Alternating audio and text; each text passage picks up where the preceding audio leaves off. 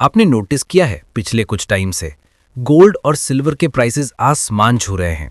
Family में, friend circle में, हर जगह यही डिस्कशन है कि सोना 74,000 रुपीज पर 10 ग्राम्स तक पहुंच गया है और चांदी भी पीछे नहीं है। सिल्वर ने 85,000 रुपीज पर केजी का मार्क क्रॉस कर दिया है।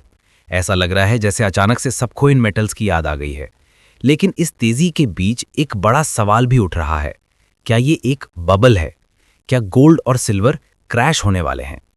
चलिए इसको थोड़ा आराम से स्टेप बाय स्टेप समझते हैं। सबसे पहले ये हो क्यों रहा है? इतनी तेजी आई कहां से? इसके पीछे एक नहीं, 3 बड़े रीजंस हैं। पहला और सबसे बड़ा रीजन है सेंट्रल बैंक्स। दुनिया भर के सेंट्रल बैंक्स, खास करके चाइना का सेंट्रल बैंक, पिछले 2 सालों से लगातार गोल्ड खरीद रहे हैं।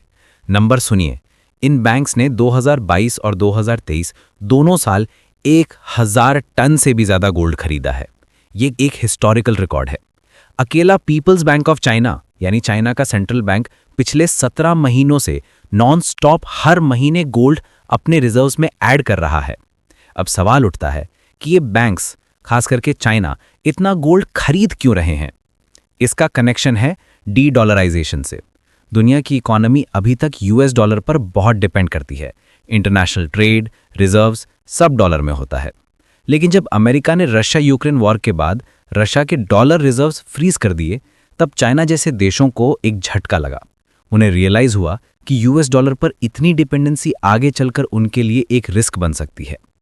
इसलिए वो अपने रिजर्व्स को डाइवर्सिफाई कर रहे हैं, डॉलर बेचकर गोल्ड खरीद रहे हैं।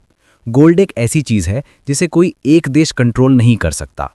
वो एक यूनिवर्सल सेफ एसेट माना जाता है। तो जब इतने बड़े बायर्स मार्केट में आते हैं तो डिमांड बढ़ती है और प्राइसेस नेचुरली ऊपर जाते हैं। दूसरा बड़ा रीजन है जियोपॉलिटिकल टेंशंस।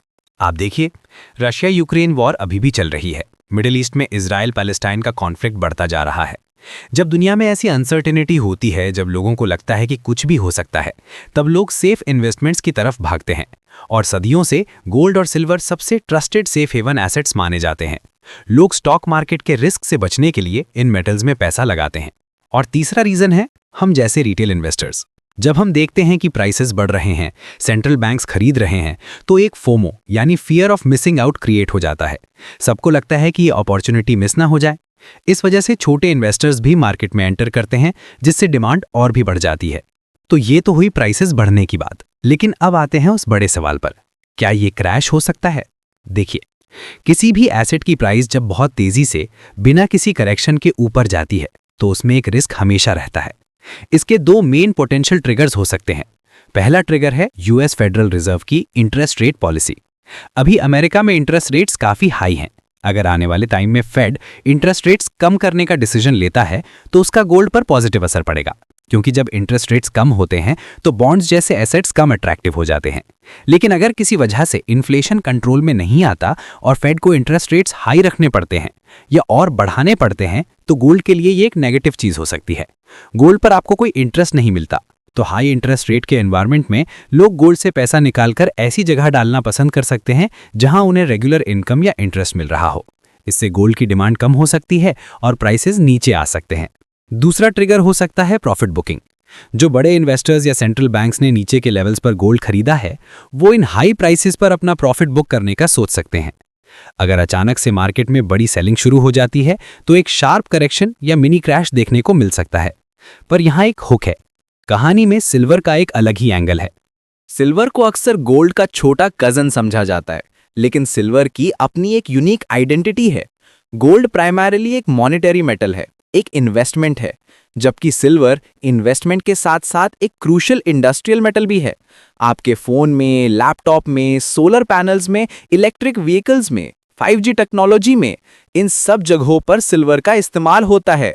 और जैसे जैसे दुनिया ग्रीन एनर्जी और एडवांस टेक्नोलॉजी की तरफ बढ़ रही है, सिल्वर की इंडस्ट्रियल डिमांड बढ़ती ही जा रही है। इंटरेस्टिंग बात यह है कि पिछले 3 सालों से सिल्वर मार्केट में एक सप्लाई डेफिसिट चल रहा है। इसका मतलब है कि जितनी सिल्वर की डिमांड है, उतनी सिल्वर माइन से निकाली नहीं जा रही है। डिमांड सप्लाई से ज्यादा है, और जब किसी चीज की डिमांड उसकी सप्लाई से ज्यादा हो, तो इकोनॉमिक्स का बेसिक रूल कहता है कि उसकी प्राइस बढ़ेगी। तो इवन अगर शॉर्ट टर्म में सिल्वर की प्राइस थोड़ी करेक्ट होती है, उसकी लॉन्ग टर्म इंडस्ट्रियल डिमांड उसे एक स्ट्रॉन्ग सपोर्ट देती है। तो हम कहाँ खड़े हैं, क्रैश होगा या नहीं? देखिए, शॉर्ट टर्म में मार्केट में वॉलेटिलिटी हमेशा रहती है। छोटे मोटे करेक्शंस आना हेल्दी मार्केट का साइन होता है। ऐसा हो सकता है कि प्रॉफिट बुकिंग की वजह से प्राइसेस 5 से 10% नीचे आ जाए, लेकिन जो अंडरलाइंग फंडामेंटल रीजंस हैं, सेंट्रल बैंक्स की डी-डॉलराइजेशन स्ट्रैटेजी, बढ़ती हुई जियोपॉलिटिकल टेंशंस और सिल्वर की जबरदस्त इंडस्ट्रियल डिमांड, ये फैक्टर्स इतनी जल्दी कहीं नहीं जा रहे हैं। ये लॉन्ग टर्म ट्रेंड्स हैं। सेंट्रल बैंक्स ने इतना गोल्ड इसलिए नहीं खरीदा कि वो कल उसे बेच देंगे। उनका विजन अगले 10, 20, 30 साल का है। ग्रीन एनर्जी का ट्रांजिशन भी अगले कई डेकेड्स तक चलेगा, जिससे सिल्वर की डिमांड बनी रहेगी। तो एक मेजर क्रैश जैसा 2008 में स्टॉक मार्केट में हुआ था, वैसा होने की प्रोबेबिलिटी अभी के फंडामेंटल्स के हिसाब से काफी कम लगती है। पर इसका मतलब ये नहीं कि आप आंख बंद करके सारा पैसा लगा दें।